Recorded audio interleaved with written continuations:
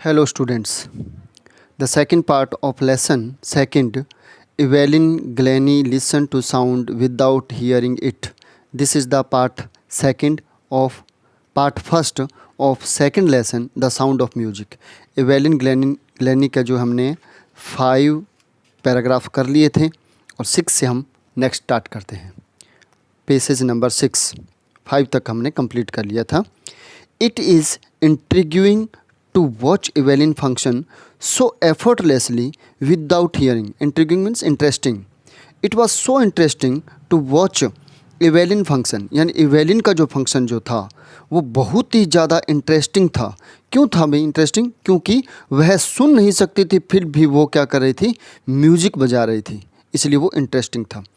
It in our 2 hours discussion she never missed a word. हमारी जब उसके साथ 2 घंटे तक की डिस्कशन हुई तो उसने एक वर्ड भी मिस नहीं किया, क्योंकि वो सुन नहीं सकती थी फिर भी वह बोल सकती थी. वो उन लोगों के लिप्स को देखकर उनकी बात को समझती और फिर वो बोलती थी, महसूस करके वो बोलती थी. Man with bushy beards give me trouble she says and she laughed. वह ये हंसकर कहती है कि मुझे सबसे ज़्यादा प्रॉब्लम तब होती है जब जिस व्यक्ति के बहुत बड़ी बड़ी दाढ़ी हो.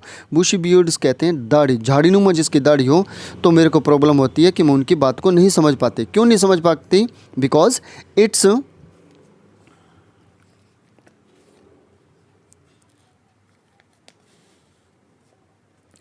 It's not just watching the lips because she can't watch their lips. क्योंकि वो उनके लिप्स को नहीं देख पाती, और जब उनके लिप्स को हलते हुए नहीं देख पाती है तो उसको आइडिया लगाने में, गैस लगाने में प्रॉब्लम होती है कि वो व्यक्ति क्या बोल रहा है. It is the whole face especially her the eyes. और क्योंकि जब वो पूरे उसके लिप्स को, उसके पूरे फेस को, उसकी आँखों को, तीनों को जब वो देखती है तो उसके वो आइडियाज़ जो है वो फिक्स बैठ जाते हैं और वो पूरी की पूरी बात समझ जाती थी. She speaks flawlessly with a Scottish lilt. यानी स्कॉटिश भाषा को बोलने वाला, लिल्ट बोलते हैं a way of speaking.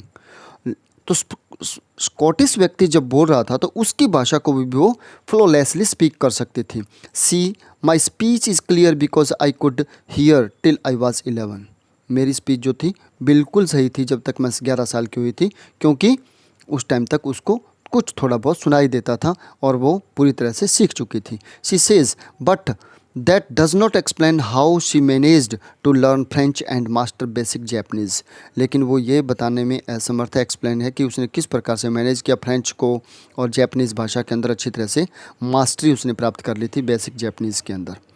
As for music she explains. और म्यूजिक के बारे में वो कहती है, it pours in through every part of my body. वो कहते हैं कि म्यूजिक जो है वो मेरे बॉडी के प्रत्येक पार्ट में फ्लो कर रहा है, इतना अंदर भरा हुआ है कि बॉडी के पर पार्ट के अंदर मेरे म्यूजिक है.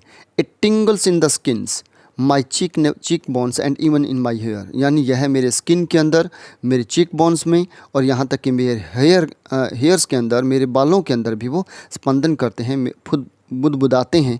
तो मेरे को पता चल जाता है कि टिंगलिंग जब होती है तो मेरे को म्यूजिक पैदा होती है, उसके अंदर म्यूजिक अपने आप बनता था. When she plays the xylophone, she can sense the sound passing up the stick into her fingertips. वो कहते हैं जब मैं जाइलोफोन बजाती हूँ तो मेरे अंदर जो प्लेइंग करती हूँ तो जाइलोफोन के अंदर जो सेंस है, जो साउंड है जाइलोफोन की, वो पास आउट होती है किसके थ्रू? उसके फिंगर के टिप्स से. यानी उसके इन टिप्स के थ्रू उसको पता चल जाता है, स्टिक को जब वो ऐसे ऐसे बजाती है तो उसे पता चल जाता है. And by leaning against the drums. और डम्स को जब बजाते हैं तो वो लीनिंग अगेंस्ट द डम के ऊपर झुक जाती है. And she can feel the responses through following into her body. और वो उसकी बॉडी के अंदर जो रिजोनेंस होते हैं, साउंड जब इको करती है, उस इको करने वाली साउंड को वो फील कर लेती है. On A wooden platform. और अगर कोई प्लेटफॉर्म वुडन का बना हो, लकड़ी का बना प्लेटफॉर्म, तो she removes her shoes so that the vibration pass through her bare feet and upper legs so that she can feel the vibration of the echo of the drum and she feels in the bare feet. और अपने bare feet के through यानी नंगे पाँव के अंदर वो vibration को फील करती है और उसको अप लेग तक लेके जाती है.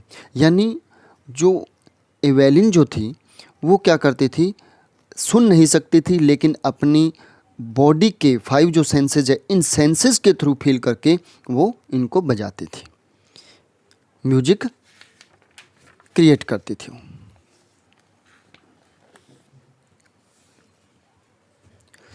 नॉट सरप्राइजिंगली, इसमें कोई आश्चर्य की बात नहीं है, इवेलिन राइट डिलाइट्स हर ऑडियंस, यानी बहुत ही इसमें कोई सरप्राइज वाली बात नहीं कि इवेलिन जो है प्रत्येक ऑडियंस को डिलाइट से भर देती थी, खुशी से भर देती थी। In 1991 she was presented with the royal philharmonic society's prestigious soloist of the year award. 1991 के अंदर उसको अवार्ड मिला, कौन सी सोसाइटी के द्वारा? फिलाहार्मोनिक सोसाइटी ने, जो कि एक बहुत ही प्रेस्टिजियस, यानी कहने का मतलब बहुत ही ज़्यादा फेमस जो एक सोसाइटी थी, उसने एक सोलोइस्ट मतलब एक कल सिंगल परफॉर्मेंस के अंदर उसको ईयर अवार्ड दिया गया। सिंगल परफॉर्मेंस का पूरे ईयर का अवार्ड उसको 1991 में मिला। She says master percussionist James Blades, says master percussionist James Blades क्या कहते हैं इसके? God may have taken her hearings, he says God may have taken her hearings, भगवान ने उसके सुनने की जो क्षमता थी, capacity of hearing have taken, यानी डिस्ट्रॉय हो गई थी, हियरिंग की उसकी जो क्षमता थी वो तो डिस्ट्रॉय हो गई, but he has given her back something extraordinary, लेकिन भगवान ने उसको कुछ अलग ही प्रकार का एक सेंस दिया था। हियरिंग के सेंस के साथ साथ, हियरिंग के सेंस के साथ साथ उसको कुछ, यानी हियरिंग का सेंस तो उससे वापस ले लिया, लेकिन उसको वापस लेने के बदले में उसको एक एक्स्ट्रा ऑर्डिनरी सेंस भी दे दिया गया। व्हाट वी हियर, जो हम सुनते हैं, ब्लेड्स क्या कहता है कि जो हम सुनते हैं, सी फील्स, वो उसको फील करती है, far more deeply than any of us, और इतना डीपली फील करती है जितना कि हम तो सुन ही नहीं सकते। That is why she expresses music so beautifully, इसी कारण से वो म्यूजिक को बहुत ही सुंदर तरीके से एक्सप्रेस करती थी। इवेलिन कॉन्फेस करती है that she is something of a workaholic, कि ये सारे का, एवेलिन क्या मानती है कि it depends on your informal work, regular work, hard work पे डिपेंड करता है ये सारे का सारा। जब पर्सन डिफ़िकल्ट वर्क को करते हुए और बिल्कुल न रुके हुए हर टाइम वर्कहॉलिक रहता है, तो उसके लिए आता है कि वो ये मानती है कि जब आदमी बिना रुके, बिना कुछ सोचे समझे अपने एम को प्राप्त करने के लिए हार्ड वर्क करता है, तो ये उसको मिलता है। I have got the work, और मैंने ऐसा ही कार्य किया बिना रुके हुए, often harder than classical musician, और इतना वर्क किया कि जो क्लासिकल म्यूजिशियन जो थे, जो कितने कठिन होते हैं, उन सबको भी पीछे छोड़ दिया। बट द रिवार्ड्स आर इनॉर्मियस, लेकिन इसका जो रिवार्ड मुझे मिला कठिन परिश्रम का बहुत ही बड़ा था, बिग रिवार्ड था, a great reward she got. Apart from the regular concerts, concerts कहते हैं जिसको हम बोलते हैं म्यूज़िक परफॉर्मेंस जो होती है, संगीत परफॉर्मेंस जो होती है उनके लिए, इसमें रेगुलर कंसर्ट्स के साथ साथ Evelyn also gives free concerts in prisons and hospitals, यानी रेगुलर कंसर्ट्स तो होते थे, इसके अलावा सी गिव्स फ्री कंसर्ट्स इन प्रिजन्स, यानी जेलों के अंदर, एंड हॉस्पिटल्स में जो मरीज़ थे उनको भी वो खुश करने के अंदर अपने अपने कंसर्ट्स देती थी। She also gives high priority to the class for young musicians, और उसने यंग जो नए सीखने वाले म्यूजिशियन होते थे उनको भी अच्छी तरह से सिखाने के लिए ग्रेट इंपॉर्टेंस रखती थी वो। And Richlin of the Beethoven fund for deaf children says, Beethoven fund का जो डीफ चिल्ड्रन के लिए एक फ़ंड बना हुआ था, वो उसका जो अधिकारी था एन रिचलिन, वो क्या कहता है? She is shining inspiration for deaf children, she is the inspiration, वह एक प्रेरणा थी फॉर द डीफ चिल्ड्रन, बहरे लोगों के लिए वो प्रेरणा बन गई थी। They see that there is a nowhere that they can not go, वो ये देखते और कहते, क्या करते कि यह ऐसी कोई जगह नहीं है जहाँ वो नहीं जा सकते, यानी हर जगह वो डीफ पर्सन भी पहुंच सकता है।